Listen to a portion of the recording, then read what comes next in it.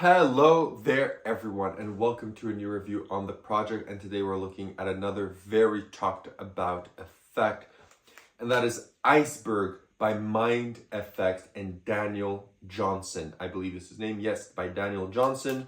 A very interesting, a very debated effect, whether it's good, whether it's not good, people having some restraints, people having some really good times with this. And I think that I'm going to make this review in order to clear a few things up, make you understand exactly what you're getting into when you buy this, and determine if this product is for you or maybe not. Personally, I really like it. So let's roll the intro and get straight into the review.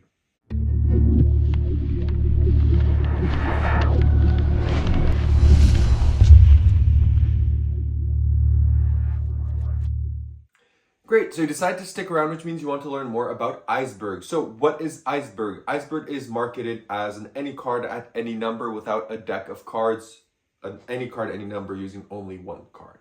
So that's what this is marketed as. So having said that, let's roll a small live performance. Of course, there's no one here with me, so the choices I make are going to be as random as I can. I'm not going to try and force something or anything like that. We're just going to go randomly.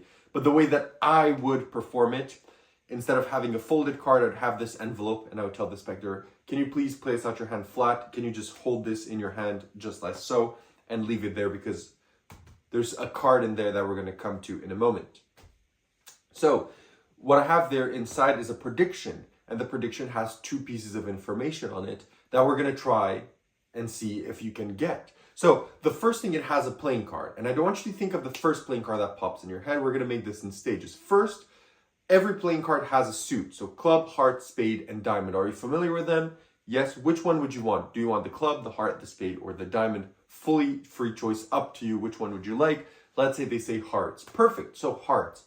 Now that you've chosen hearts, you're going to have to choose a value for the card. So you can either choose a numerical value like the ace, which is 1, the 2, the 3, the 4, the 5, the 6, the 7, the 8, the 9, or the 10. Or a court card, which is the jack, which would also be 11, the queen, which will also be 12, and the king, which will be 13. So out of all of these, choose a value, but do not tell me that value. You have a value? Perfect. Okay? So you have now a value and a suit. Put it together and form a card. Have you done that? Absolutely great. Now that's the first piece of information. So you chose what suit, you chose what number, and you have a card. So now we're going to create a random number from your choices, right? I can't possibly know the number you're on right now, so we're going to create something here. So take the value that you're on, the value on your playing card, and just double it. Double it so we have a random number. Have you done that? Perfect. So now that you have a, you know what? I feel we're going to go crazy today. I feel we're going to go crazy. Double that number that you're at right now again. Double it again. And stick on that number. We're going to go big. We're going to go for the biggest possible number we can get. So you have that? Perfect. So now you have a number and you have a playing card with a suit, correct? So two pieces of information, your card and your number. I cannot possibly know any of them. Would you be surprised if in the envelope that you've been holding in your hand the entire time, there was one playing card that said the exact card that you have and the exact number? Would you be surprised? Yes. Well, inside here, you can see inside of the envelope, there is only one card. There's nothing else inside. There's only one card. You've been holding this from the start, right? And if it says your card and your number, that would be impressive, right? And it would be, because I do have every single card and every single number from 1 to 52. Now, I know that's not very impressive, but we're going to try something a bit different. You, sir, can you come here next to me? Just for the sake of it. What was the number that you settled on? You settled on 32. You see here number 32, right? Underneath there's a card on number 32 exactly. What was the card that you were thinking of? The 8 of hearts. What's the card on number 32, sir? The 8 of hearts.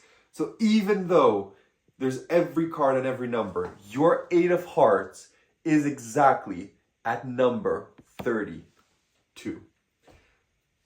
So that is a performance of IceBerg. That is a performance of IceBerg by MindFX. So a lot to talk about and a lot of questions to answer. So let's first go over where you buy this, how much does it cost, and what do you get. So this is available pretty much anywhere at the moment. I got mine from Vanishing Ink, but you can get yours directly from MindFX. You can get yours directly from ALAKAZAM. If you want it from ALAKAZAM, there's a discount code down below. This, so how much does this cost if you decide to buy it? This costs around 40 Canadian and I think around 30 pounds and around 30 US dollars, okay? So that is the price point for IceBerg. And what do you get when you purchase IceBerg? You get a bunch of things. First, you get a tutorial. As with every MindFX tutorial, the tutorial is very long, it's very thorough, and it covers every single base that you would ever need in your life about the certain effect. So it covers everything, okay? So the video is very, very good. And then you also get this. So this is a pouch that you just zip, you cut open, and inside you get a bunch of things. So one of the things that you get is the way to do the routine with just one card. Another thing that you get is to do the routine with just 2 cards. Another thing that you get is how to do the routine with 3 cards. And another thing that you get here is 2 sets of cards, red and blue, in how to do this with 4 cards, okay? So that's what you get in terms of props, and the cards are very well made. They feel like cardstock, but they feel a bit more plasticky, so they feel like they're gonna last a bit more. But I still think they're made out of cardstock, but a bit more of a glossed one, which feels a bit different. And I really like the back of them. They're really kind of casino-y. They feel really nice. So you get all of that. So with your purchase, that's everything that you get. So you get a bunch of cards for different routines. You get a bunch of routines in the video as well, okay? This is, of course, not part of it. This is my thing that I own. But if you want to know what this is, leave a question down below. It's a product by Blake Voigt, and I'm going to answer it in the comments. But that's essentially what you get with your purchase, is this bag with everything that you need to perform it. So, having talked about that, how easy is the routine to perform? Okay, how easy is the routine to perform? The routine to perform is depending which routine you're doing. So let's start with a 4-card routine. So if you're someone that owns this by Blake Voigt, then you do not have to fold the cards. The cards can be single cards inside of this envelope, and it makes the routine 10 times easier because you don't have to use sleight of hand. Okay, that's all I'm gonna say, because the 4-card routine, which is the best one in my opinion, the cleanest one and the most impactful one, which is probably the one you want to perform, uses some sleight of hand in 3 out of 4 cases. Okay, that's all I'm gonna say. So if you do not have an object such as this, then you're gonna need to use some sleight of hand, which makes it not difficult, but also not beginner. So I'd say intermediate for the 4-card variation.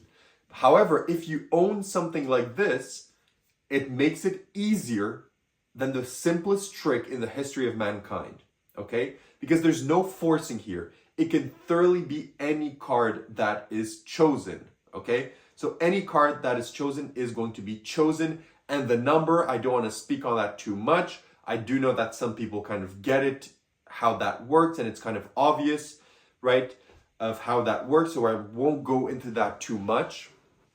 But any card can technically be named, and it's going to be at that number that is created from that playing card, okay? So if you have something like this, the 4-card routine is super easy to do, no sleight. If you want to do the routine with 2 cards, for example, it eliminates the sleight of hand, which makes it a beginner trick as well, but has some caveats because, well, the cards cannot be examined. So if you want to do the 2-card variations, the cards cannot be examined. Here in the 4-card variation, the cards can be examined. Okay, so the 2-card one, no examination. The 1-card one, no examination as well, but again, super easy. So the only difficult thing here is that if you do not own something like this to do the trick, you're gonna have to fold the cards in fourths, and you're gonna have to do some sleight of hand. So not very difficult at all, but overall pretty simple trick, because even there's no like verbal forcing really that you do about the card. They can really choose any card, and they're free to do that, right? So in that regard, it's relatively easy to do, but if ever you will need to maybe employ some sleight of hand, that is taught in expert detail in this project. And what is taught is very, very good. So even though maybe you're going to decide to perform the effect different ways, the sleight that he teaches you is very, very deceptive and very nice. And it's the first time I've seen that sleight taught in instructions or in books. So that was very, very nice as well. Okay, so difficulty-wise, pretty simple. In terms of practicality, that also depends on the variations you want to perform. The 1-card variation, you'll just have to carry around 1 card. The 2-card variations, you can just place them in a wallet or in your pocket and do it like that. Or you could do it as they tell you. You can put it in an envelope and tell them, you look inside this envelope, I have 1 card, you tip it out and you do it. You could use a wallet, right? If you understand what I mean. So for the 2-card variation, you can use different props, different things to make it achieve. So it depends on that. For me, for example, for the 4-card variation, I just need to pop this in my pocket and I can do the 4-card variation. And it's basically like the size of maybe and the thickness of 2 cards. So I just place this inside and I'm ready to go. If you want to do the one with the slide, then you're going to have to carry around the folded card. And you'll have to carry around the extra things that you need to do to achieve the sleight of hand, right? So the practicality depends on the version you want to perform and the tools that you have in terms of how you want to perform this, right? Because you can use it and you don't have to use the sleight of hand. If you own something like a mystery solved, you can have the card folded in the mystery solved, you do the routine, and then you can make it, you can do the things that you need to do to have it appear. So depending on the tools that you own already in your arsenal, it's going to make the practicality either you're going to have to carry a bit more, you're going to have to carry a bit less, or you're going to have to carry basically nothing, depending also on the variation you have to choose. So carrying wise, it's very fluctuant and depends on what you want to do. Additionally, let's talk about reset, instant. There's no reset here at all. It's basically 1 second, you just place the card from where it came and you're good to go again.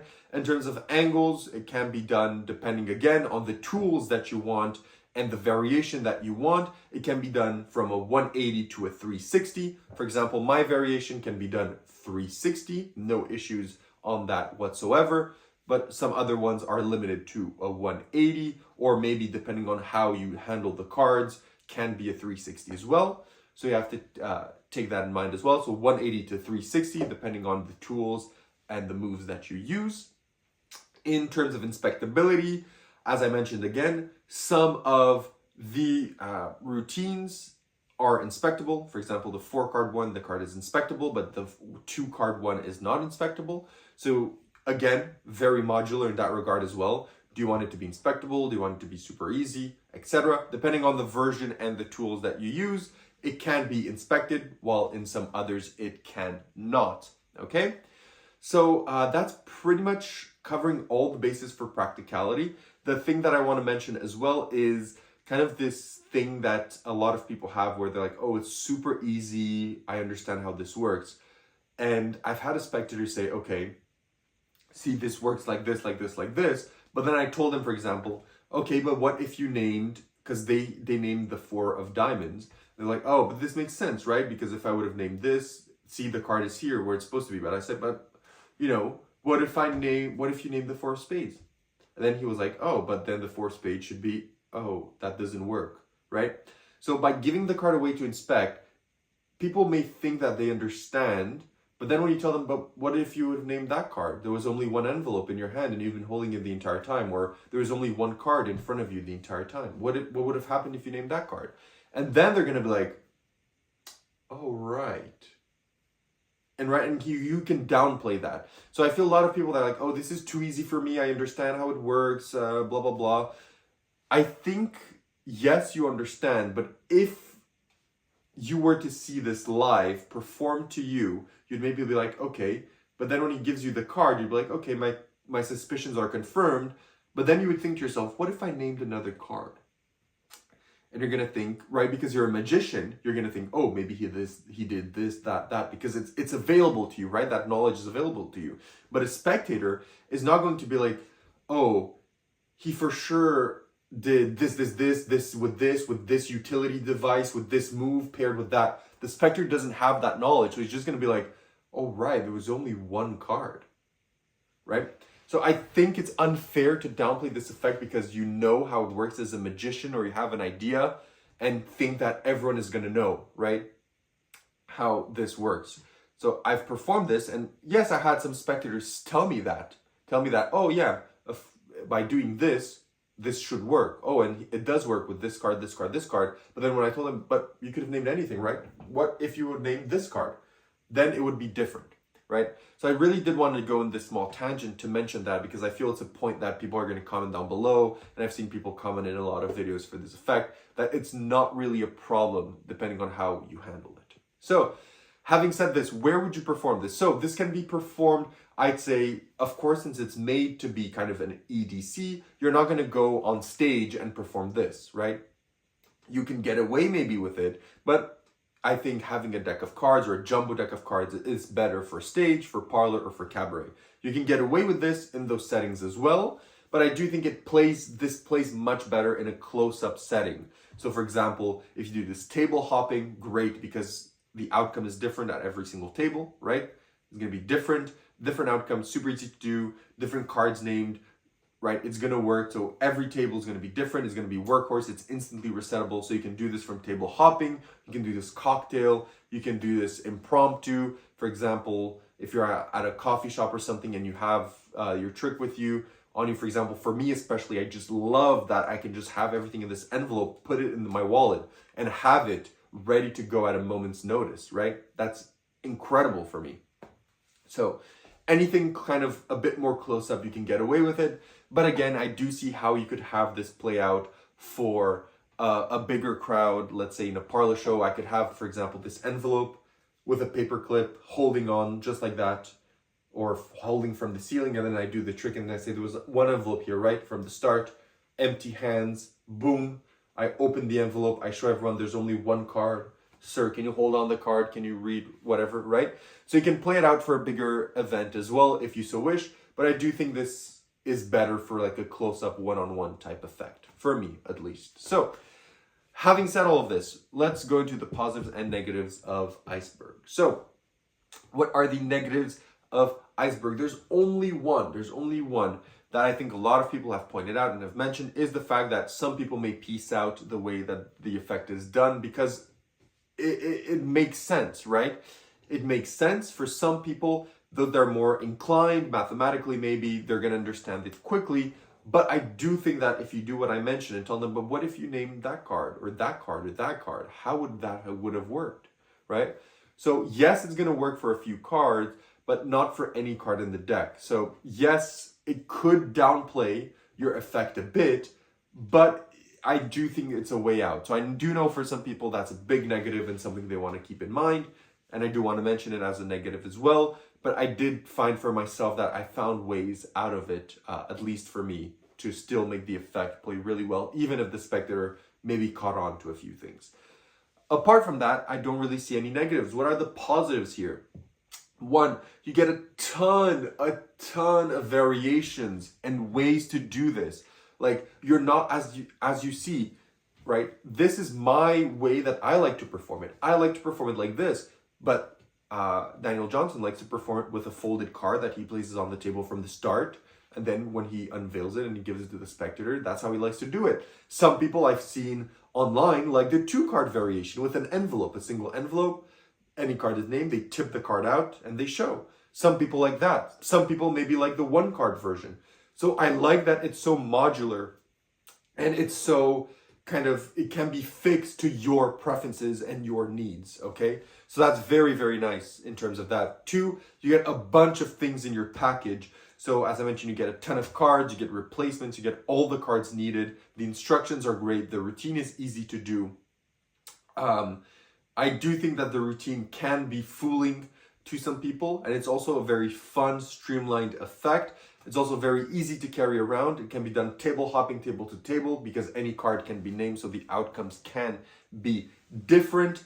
And yeah, I do think it's a very, very good effect. So would I recommend it, and what would I rate out of 10? So would I recommend this? I would say if you were fooled by it the first time you saw it, then buy it, because that means that even though now you may think it's not as good as the trick as it was before, if it fooled you once and you had to dig in your head and be like, okay, how does this work, blah, blah, blah, that means that yes, you found the method out, but in the moment you were fooled. So you had to dig in your brain for 5 minutes to find out how this works, but initially you were fooled.